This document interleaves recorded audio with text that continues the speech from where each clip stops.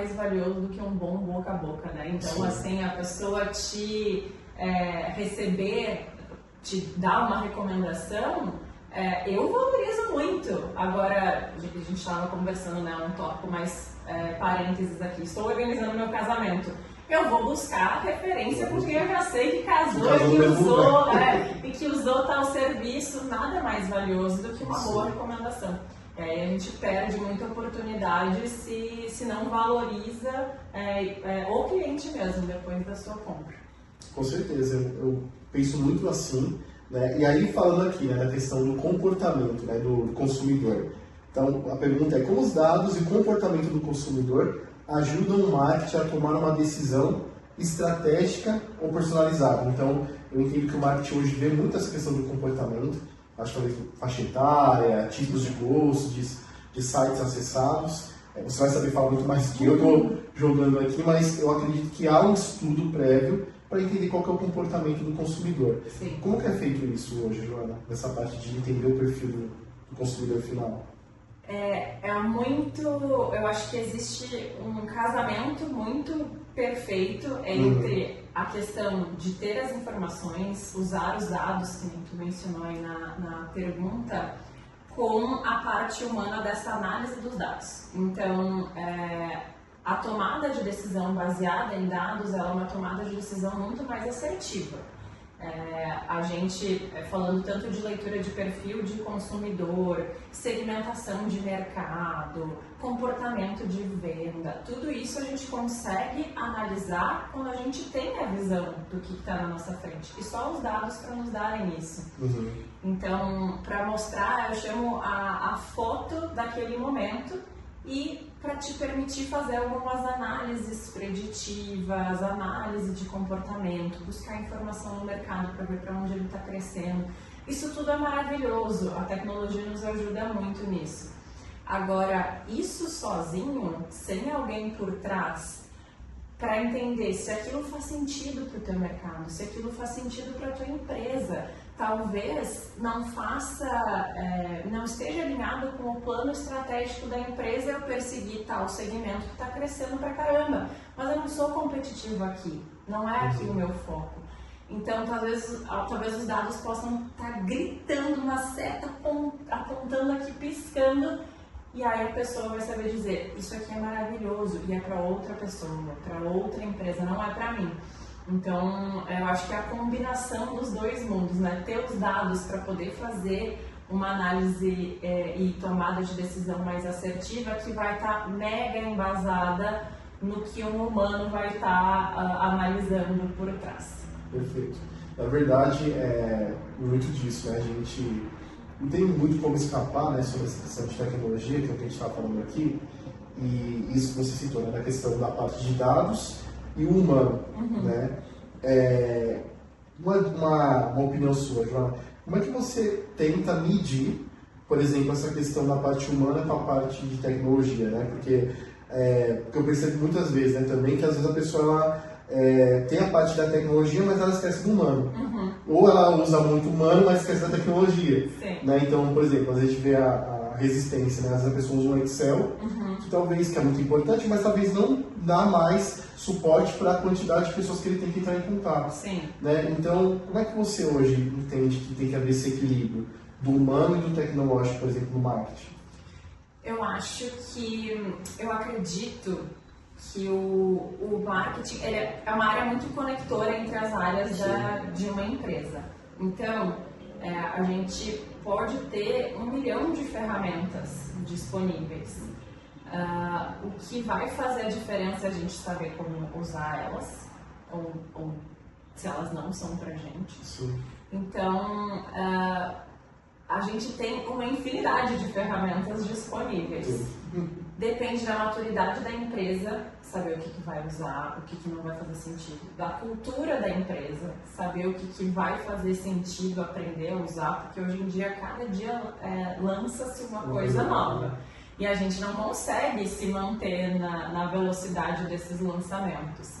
Então, no mundo do marketing, e eu acho que não só no mundo do marketing, mas em qualquer área de uma empresa, O que a gente precisa pensar é, isso faz sentido para mim internamente, para o meu cliente interno, para as pessoas que estão trabalhando na empresa, e como isso ajuda o meu cliente externo. E encontrar esse ponto ótimo entre o que as ferramentas podem oferecer, o que a gente consegue absorver e o que faz sentido para o cliente na ponta. Sim.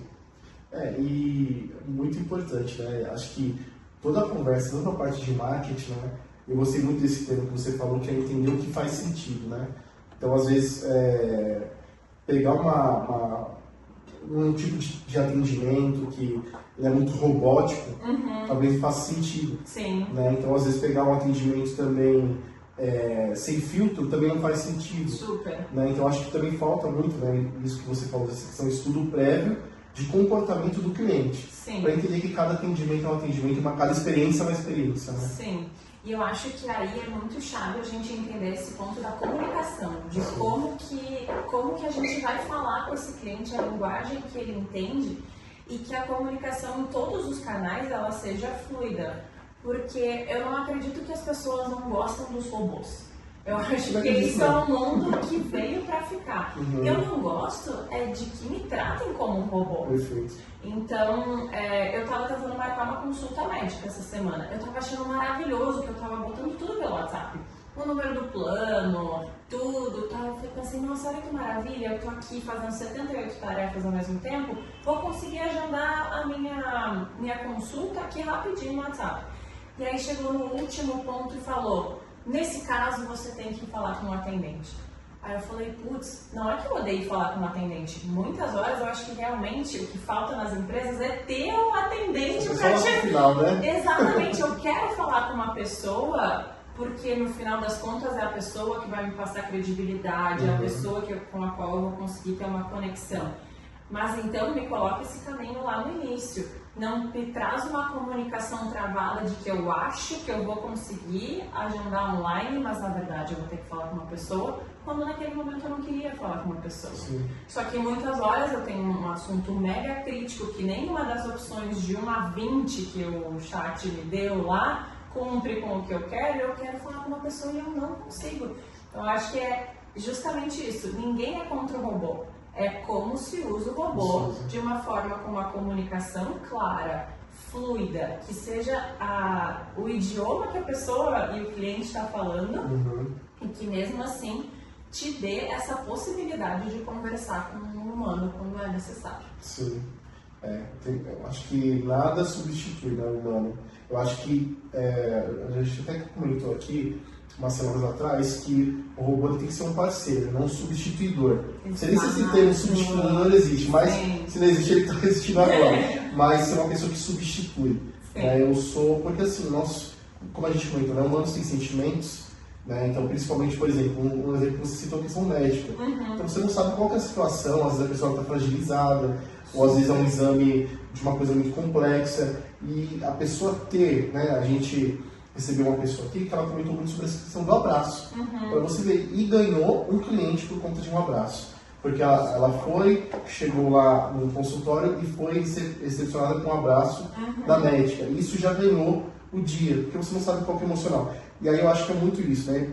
Talvez falte essa preocupação da parte de algumas empresas de entender. Às vezes a pessoa precisa de um abraço, precisa de ser mais estudada na questão de qual que é a raiz do problema. Sim. Será que eu posso ir um pouquinho mais além do que eu pegar e mandar um bot, pegar e falar qual que é a sua opção? E é isso que você falou, passou por tudo para chegar no final e falar, você quer falar com o analista? Mas o tempo que você perdeu. Super. Né? E o esforço que você teve para chegar até essa opção.